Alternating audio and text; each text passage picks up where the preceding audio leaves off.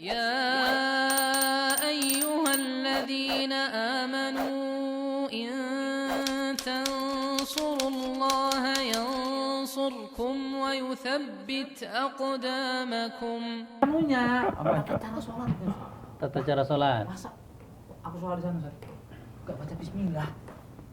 Sholat. Oh. Al-Fatihahnya, Ustaz. Oh, ada juga wudu, Ustaz. Kalau kita kan wudu kan ceplek 3 kali di sini kan, Ustaz. Iya. Masa itu sekali, Ustaz? Wis ngono, Ustaz. Di kuping sekali. Pokoknya sah itu loh, Ustaz. Maksud, ya kan kita belajar kan 3 kali kuping. Makanya kau ngaji gula sama aku sudah tahu. Pinter aku ngaji Bang Biring, aku udah tamat Iqra. Tamat Iqra. Ini kita tanya sama Ustaz ini, gue bilang tadi itu ada berbeda pendapat orang-orang ulama. Banyak kali pun pendapat, bagus kita nggak usah ngaji, nggak usah belajar katanya. Biar nggak ada berbeda pendapat. Oh iya. Bagus juga itu Pak Selamat. Pertama memang perbedaan pendapat itu kerap terjadi ya. Yang penting kan sholatnya tetap 4 rakaat zuhurnya kan, masing-masing. Ya masih sih, Ustaz. Nggak ada yang 5-1, aku 5 aja, enggak kan? Enggak, Ustaz. Oke. Pertama gini, perbedaan pendapat di kalangan para ulama itu kita harus melumrahi. Ya kan? Jangan kemudian, kenapa beda? Beda perbedaan itu ada namanya perbedaan masalah fikih dan perbedaan masalah akidah. Nah, perbedaan masalah fikih itu masih bisa ditolerir. Nah, karena apa? Kenapa terjadi perbedaan pendapat? Ada beberapa unsur yang harus kita pahami. Jadi ketika kita melihat beda sama orang, kita melumrahi. Yang pertama, perbedaan pendapat itu terjadi di kalangan para ulama, baik dikatakan Imam Syafi'i, Imam Ahmad, Imam Malik, Imam Hanafi, dan imam-imam lainnya seperti Laythi, Zohiri, dan lain sebagainya banyaknya ulama fikih kan. Nah, kenapa terjadi? Tengok, perhatikan. Setelah Nabi Muhammad meninggal, ya kan? Setelah Nabi Muhammad meninggal itu, kemudian para sahabat itu pencar ke seluruh dunia. Jadi Umar pergi kemana, Abu Hurairah kemana, Khalid bin Walid kemana, agar apa? Menyebarkan Islam. Khawatir Islam itu punah di negeri Jazirah Arab saja. Nah, jadi makanya kemudian menyebar. Nah, kapasitas para sahabat itu berbeda-beda. Kadang-kadang kita aja satu kelas kuliah, ya kan? Ilmunya berbeda. Itu yang satu kelas, yang kelasnya tatap mukanya sama, di asrama sama, ngantuknya sama, makannya sama kan Pak Selamat? Iya. Tapi kemudian beda ilmunya. Konon lagi kemudian para sahabat kadang-kadang, contoh Umar bin Khattab itu dalam riwayat itu dikatakan ketika sibuk mengembala untanya, dia bilang sama pengembala yang lain, kita kayak mana kalau gantian? Besok kamu datang ke Rasul belajar, nanti sudah belajar ajari aku. Aku yang memiara gembalaan dia. Kata Umar, gantian. Nah, begitu juga dengan contoh Abu Hurairah. Ini yang banyak dihujat ini kaum muslimin sekarang. Abu Hurairah dikatakan, kenapa usianya berjumpa dengan Rasul sedikit, hadisnya banyak. Kita katakan yang banyak karena dia terus mulazamah, hidup bersama Rasul terus siang dan malam. Sementara Umar enggak, Abu Bakar enggak. Jadi jumlah kapasitas yang diterima informasi itu lebih banyak. Itu satu. Nah, ketika mereka masing-masing ajarkan, kemudian bedalah serapan masing-masing tempat. Ya kan? Contoh, kita katakan Imam 4 dari Imam Hanafi, Imam Syafi'i, Imam Malik, dan Imam Ahmad. Contoh yang paling kecil masalah khamar. Khamar kan? Khamar itu kan memabukkan dia. Khamar itu dikatakan Imam Hanafi pada saat itu yang tidak mendapatkan hadis, dia bingung, ini khamar ini boleh atau enggak? Ketika ditanya, para muridnya bertanya, bagaimana wahai Imam, khamar ini boleh atau enggak? Minuman ini. Kata Imam Hanafi, kalau melihat berdasarkan kejadian pada zaman Rasulullah, khamar itu kan terbuat dari anggur. Sementara ini enggak, bukan dari anggur, maka kata Imam Hanafi, selain dari anggur itu boleh. Jadi kalau ganja orang Aceh, ya kan? Kemudian tua orang Medan, susu Medan katanya, dan yang lainnya, itu secara menurut mazhab Hanafi boleh. Ya kan? Itu boleh. Karena apa faktor? Karena dia tidak mendapatkan dalil. Apa kata Rasul pada saat itu? Jadi dia kemudian berijtihad. Kemudian dia mengeluarkan fatwa boleh. Sementara ketika ditanya Imam Syafi'i, Imam Malik, Imam Ahmad, katanya nggak boleh, haram. Mau ganja, mau tua, mau vodka, mau yang lain sebagainya.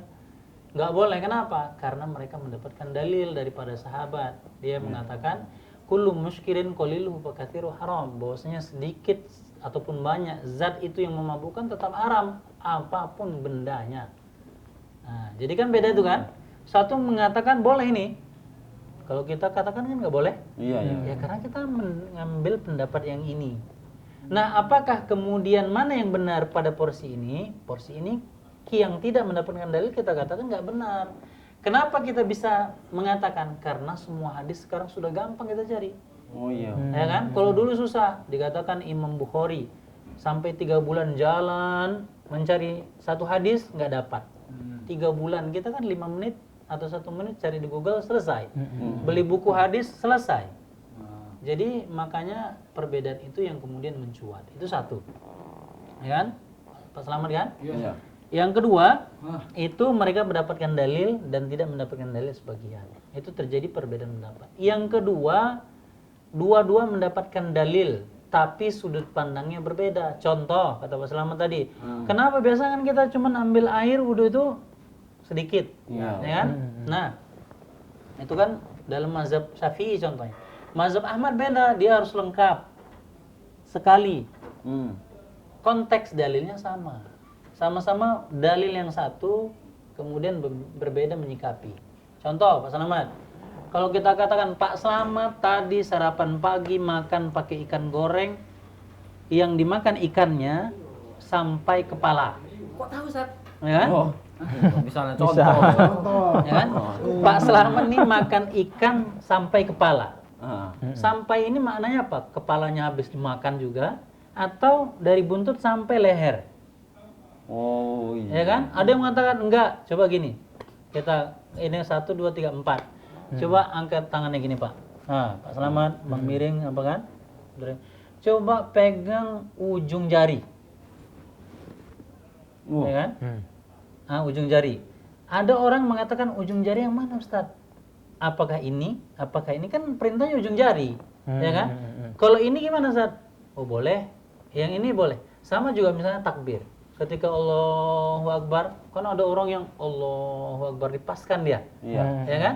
Karena kata Rasul itu takbir itu adalah hadwa udunain, ataupun bertakbir sejajar dengan telinga. Jadi dia harus pas. Yang mana jarinya? Apakah yang telunjuk, yang jari tengah, jenti, atau jari manis, atau jempol. Oh, katanya kalau Pak Selamat tadi kan nunjuk yang ini. Ya kan? Berarti kalau takbirnya kan yang ngepas kan yang ini. Kalau orang kan ada yang enggak. Aku yang ini loh, Ustaz, paling rendah biar agak lebih selamat misalnya kan. Yang paling pendek. Jadi dia gini, Allahu Akbar, di ujung jarinya disejajarkan dengan telinga. Biarpun sejajar itu boleh segini kan. Nah, itu kan khilaf bahasa satu dalil tapi lain implementasi. Ya kan, Pak Selamat? Itu satu.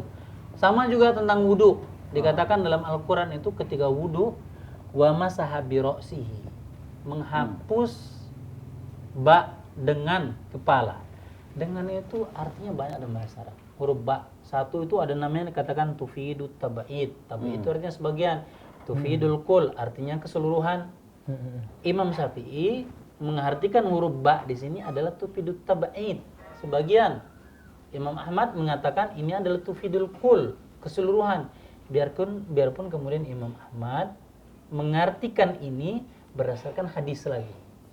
Ya kan? Jadi kan perbedaan ini karena faktor dari sudut pandang bahasa. Dalil yang sama, kemudian dia implementasi yang berbeda. Itu masih tentang bahasa. Belum lagi tentang penggunaan dalil umum dengan dalil khusus. Ada orang yang menggunakan dalil umum dengan dalil khusus. Maka kemudian terjadi perbedaan pendapat di kalangan para ulama. Jadi kita lumrahi. Yang kita lumrahi apa? Yang kita lumrahi ketika ulama salah berijtihad, kita katakan ulama salah. Tapi mohon maaf, kesalahan ini kan kita manusia semuanya salah. Ulama, kiai semua ada yang salah. Ketika salah enggak kita ikutin. Kita katakan stop. Kita ngikuti yang berdasarkan dalil. Nah, itu dia Pak Selamat. Jadi jangan bingung-bingung, jangan nggak mau belajar juga. Kita harus menelitinya biar agar paham mana yang benar-benar kita pegang. Kalau sampai tadi jelasinnya kayak Ustadz ini, enak, paham aku. Ya, aku tadi kayak gitu maksudku saja nggak pandai aku jelaskan. Kan jadi kan kalau kita itu Pak Ustadz, ada antara gitu banyaknya perbedaan pendapat ulama dengan berbagai cara tadi dia berbeda-beda. Kita ini kan ibaratnya apa istilahnya Ustadz? Muqallid ya. Iya. Oh, yang ngikutin gitu. Ngikutin. Gimana kita nentukan yang mana yang paling bagus diikutin gitu Pak Ustadz? Ini pertanyaan dia tadi. Iya. Kalau semua bagus jadi yang mana harus kuikutin katanya. Iya. Pertama kalau kita lihat baca kitab para ulama itu, ketika kita baca buku Imam Syafi'i, kita merasa benar. Imam Ahmad benar. Karena memang pertama mereka berusaha di atas hujjah, di atas dalil. Iya. Bagi kita orang awam, itu dibolehkan kita mengikuti mazhab. Jadi kita, oh Ustadz, aku nggak susah-susah mentelaah. Aku orang awam nggak tahu, aku taunya cuman nyangkol misalnya kan. Nggak pernah buka buku hadis, nggak pernah mentelaah Al-Quran. Bolehkah kita bermazhab? Boleh. Itu dianjurkan bagi orang awam untuk bermazhab. Agar tidak dia membuat sendiri. Nanti lebih salah. Mazhab sendiri. Ya kan? Bermazhab sendiri dia. Mazhab Pak Slamet 2020 kan Pak ya?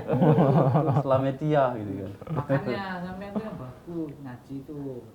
Ya iyalah, aku ngaji Supaya bisa nyontoh sampean jangan jelasin tuh kayak gini. Jangan tapi dirimu juga harus belajar supaya kita itu diajak ngaji harus mau. berlapang dada dalam perbedaan Pak Ustadz. Iya. Oh, jangan sikit-sikit ini social distancing. Oh, sholatnya berjarak, nggak boleh itu kau bilang. Kita harus tengok juga dulu bagaimana pendapat ulama yang membolehkan, kan begitu Pak Ustadz? Iya. Oh. Jadi intinya pertama kita harus legowo dengan mereka yang berbeda. Iya betul. Perbedaan ketika mereka tidak berdasarkan dalil kita jelaskan agar mereka berdasarkan dalil. Ada namanya tanawwu. Tanawwu itu mereka masing-masing pakai dalil. Satu pakai Allahumma ba'id, satu pakai Allahu akbar kabira, satu pakai yang lain. Itu semuanya berdasarkan dalil yang benar. Satu menggunakan sholat tarawih dengan 4-4-3. Ada yang menggunakan 2-2, semuanya berdasarkan dalil yang sahih. Jadi ketika itu tanawwu, kita boleh yang mana? Satu duduknya iftiras pada rakaat sholat subuh, satu menggunakan tawaruk. Makanya kita maklumi. Oh gitu. Jadi nggak boleh kita mau seorang susah gitu nggak? Iya, nggak boleh. Itu nggak level kita juga pertama. Dan itu bukan ditanya di kuburan udah disesatkan atau belum.